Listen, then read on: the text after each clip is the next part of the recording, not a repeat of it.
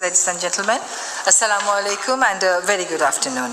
I welcome you all to the Bangladesh delegation press briefing. Bangladesh expresses its sincere thanks and appreciation to the government and the people of Azerbaijan for their warm hospitality and to the COP29 presidency for their hard work and dedication in organizing this UN climate change conference.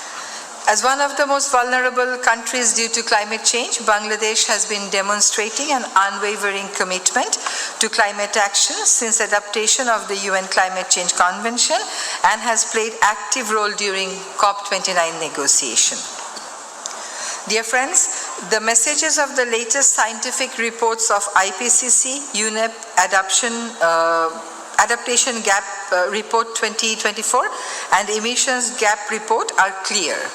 If emissions are not rapidly reduced and adaptation adequately funded, this will expose the most vulnerable countries like Bangladesh to unmanageable levels of risk. As we speak here today, at least 300 villages and 1.5 million people in Bangladesh remain inundated in one of our coastal districts. This year alone, the country experienced 2 devastating floods of unprecedented scale that impacted 1.7% of our total budget. Moreover, 26 million people are exposed to very high salinity and water scarcity in the southern coastal regions in Bangladesh and are exposed to sea level rise. Regrettably, the global north and the major emitting countries still lack the feeling of urgency and true commitment in implementing the Paris Agreement. Existing plans and policies to mitigate climate change remain far from what is needed to limit global temperature increase to 1.5 degrees. We are in a critical decade which determines our course whether to keep us well below 1.5 or to put us in a dangerous world towards 2.1 to 2.8 degree pathway, even if we implement all the current nationally determined contribution targets. Friends, according to the Adaptation Gap Report of 2023, Bangladesh alone needs approximately 8.5 billion USD per year to adapt to the devastating impacts of climate change. Yet, only around 3 billion USD is currently being allocated through domestic sources. This leaves a massive shortfall of 5.5 billion USD, a gap that must be filled through external grant-based finance. On a global scale, the total adaptation finance gap is 366 billion USD per year as determined by needs assessment. This figure is deeply concerning and cannot be ignored. If we are to meet our adaptation needs, we must close the gap now before the cost of inaction becomes unbearable. In this backdrop, let me now focus on the ongoing negotiation at this COP29. We note with concern that there is slow progress on climate finance agenda items, particularly on loss and damage fund and new collective quantified goal outcome. Under the NCQG negotiation, we are emphasizing on adequate and quality financing of USD 1.3 trillion for adaptation mitigation. We also propose grant-based financing for adaptation and loss and damage, as well as highly concessional financing for mitigation.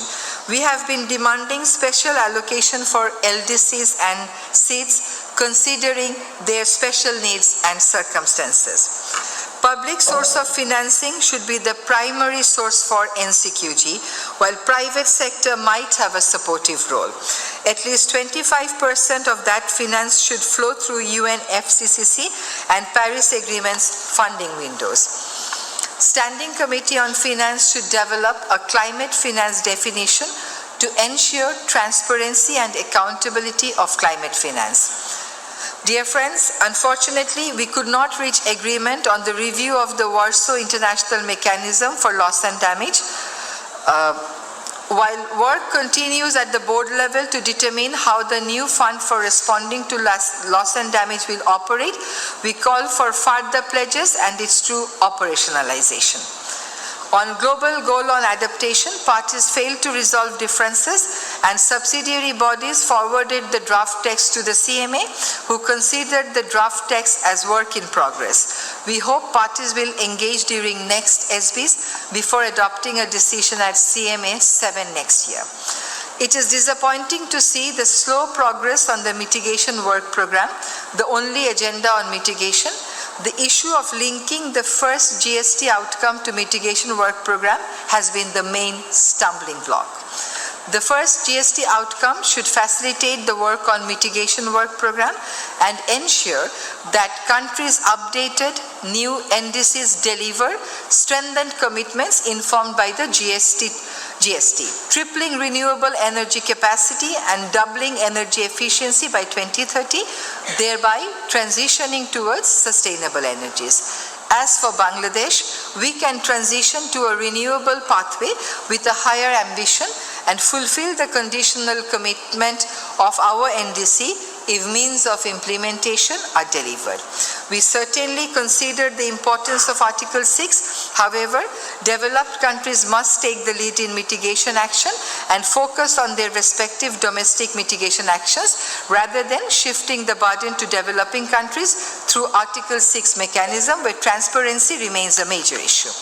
Finally, if trust in the multinational process is to be upheld, the Baku COP must succeed with a just and balanced outcome, particularly by delivering a concrete and rightful decision on NCQG. I thank you all. My name is Tarushi and I'm with the Asia Pacific Broadcasting Union. My question is about the polythene usage. Recently, the ministry, to be specific in October, made the decision to ban polythene bags in superstores, which we applaud. But as far as we know, both the shopkeepers and customers are still using polystyrene in full swing. Polystyrene is basically which is mostly used in foam packaging and egg cartons, right? In this context, how the ministry's steps can be successful? Although it's about national priority that the ministry has set in the national level, it also has linked to the climate change debate, because we know that polythene is dependent on a fossil fuel-based economy. Our ban is being implemented in phases. We have not imposed any new ban. The ban was imposed in 2002, and Bangladesh was one of the first countries to have imposed the ban. There was implementation up to 2006, but after that, the implementation got a bit, enforcement got a bit relaxed. So we have restarted the process, and we are doing it phase by phase, because in the last 22 years, people's habit also have changed. So we have started with the supermarket, and I can tell you with all my confidence that all the super shops in the capital have stopped using polythene shopping bags by 80%. Some have pleaded for some more time because of the supply of alternatives, which I don't necessarily buy. But instead of enforcing the ban with punitive measures, we are going a little slow by encouraging people to change their behavior. But we have also started drive against the producing entities. It is not unexpected that we will be faced with some resistance, but there is total determination in the government that the government will fully enforce the ban. But I have to tell you that you have to allow us some time, because people are heavily dependent on polythene shopping bag. Thank you. Then next, the microphone will go there. Right. Thank you. Zach Coleman with Politico. On the mitigation work program, what specific language do you need to see to be comfortable with it? Because there is some conversation about just recalling the Dubai consensus, but do you need to see specific language around fossil fuels that was in the consensus to be represented in the mitigation work program as well?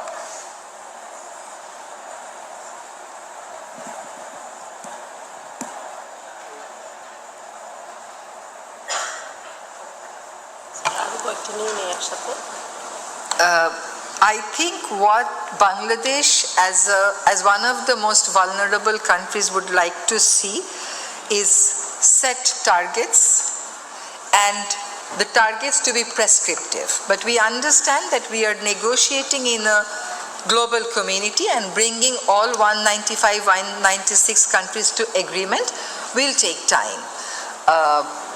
We would really like to see a transition from a fossil fuel driven global economy to a renewable and sustainable model of global economy, and we know that it will require time.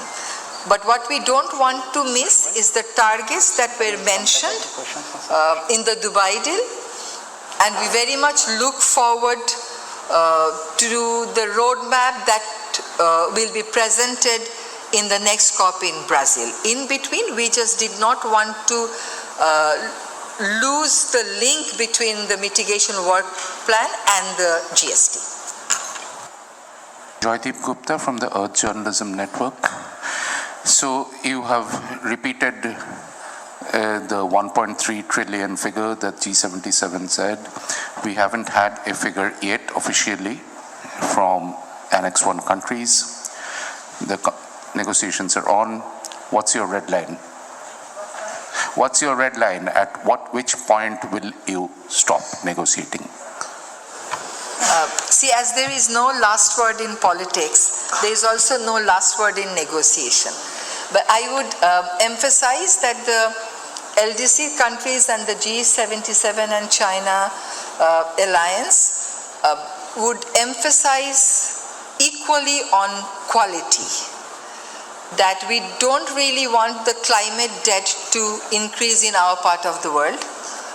The fund that we get for adaptation should come from public sources, should be channeled through the UN mechanism. There should be transparency and accountability. There should be no double counting, and so on. So we just don't want the climate debt to increase, and we consider that countries should act on the principle of common but differentiated responsibility, and on adaptation it should be grant-based and it should be public finance. Josh Gawitzis from Carbon Brief. You mentioned the need for a definition of climate finance. First of all, how would you define climate finance in this context? And have you seen any appetite from developed countries in particular to bring in a specific definition of climate finance? Thank you. The definition on climate finance because we wanted to avoid loans, ODAs to be termed as climate finance. So the way we want to define it is by negating certain funds that are often tagged as climate finance. So we want to make sure that some assistance that is coming our way on the basis of market rate interest on issues that are hardly related to climate justice should not be tagged as climate finance. Till date, there is little appetite in the developed countries to invest more time and energy in defining climate finance. My name is Umar Manzoor Shah from Interpress Service. So my question is that, as you say that it's a slow COP and the situation here is that it's running at the very snail's pace. So you are not getting the desired results. But Pakistan at the same time has pitched for climate diplomacy. It has stated that all the vulnerable countries, especially in South Asia, should come together, make a conglomerate and an amalgam so that it could pitch as a unified voice for loss and mitigation and damage. Yeah, what do you have to say about it? I don't think I really got your answer question very straightforward. But I must say here, when I was reading the statement, I mentioned that we need an amount of around 8.5 billion USD and 3.5 billion is being domestically mobilized. So there is ample scope for the South Asian countries to come together as a region, both in adaptation and mitigation. There may be innovation in the agricultural field somewhere in South Asia from where all other countries can benefit. We can think of the energy supply sector in South Asia, where through regional cooperation we can rely more on hydro that is being produced in Nepal and Bhutan, and we can come up with a regional cooperation framework through which we can think of having a regional grid that will be managed by more than one country in the region, and through which we can bring hydro from Nepal and Bhutan to countries like ours. So of course there is ample scope for collaboration and cooperation, even on the issue of Himalayan Hindu Kush region. We all are concerned about what is happening there in the Himalayas in terms of glacier melt. If that happens, that's not going to impact only Nepal, that's going to impact the water supply in the rivers of Bangladesh. That's going to intensify the sea level rise in Bangladesh. So there is ample scope for the region to come together, and while the international negotiation is taking decades to be concluded, is taking decades to deliver, the regions, I think, will have the imperatives, will have the necessary reasons to move forward faster.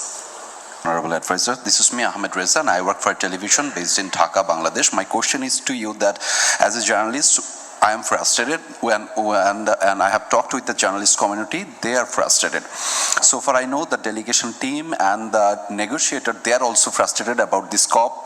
They are frustrated about the negotiation table. They are frustrated about the financing issues. So we all are frustrated. So do you see any kind of optimism regarding this COP? Thank you so much. As I said in my 3 concluding lines, that if we have, there is ample reason for us to keep our trust in a multilateral process like this. If climate crisis happens the way it's being predicted, it's not only the most vulnerable countries that will be impacted, other countries will also be impacted. We can't forget what has just happened in Spain. So multilateral process is proving to be slow, not as effective as we would like it to be, but we have to keep our confidence in it and we have to engage, because this is a process that not only connects the governments, it also connects the people of the world, and that is where the hope lies.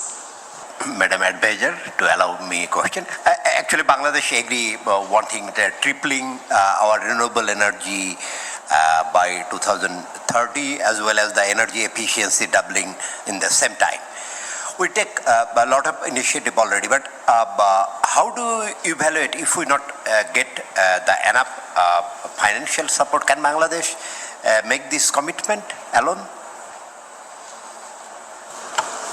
That also has been mentioned in the statement that I just read out, that for us to be really ambitious in the area of energy transition, we will need financial support. So in the NDC part, we have got an unconditional commitment which we'll be able to fulfill. In the conditional part, we will need financial support. And it is the NDCs of all the countries together that will define the pathway. And there we will need financial support, we will need technical and technological assistance. Without that support, we will not be able to deliver.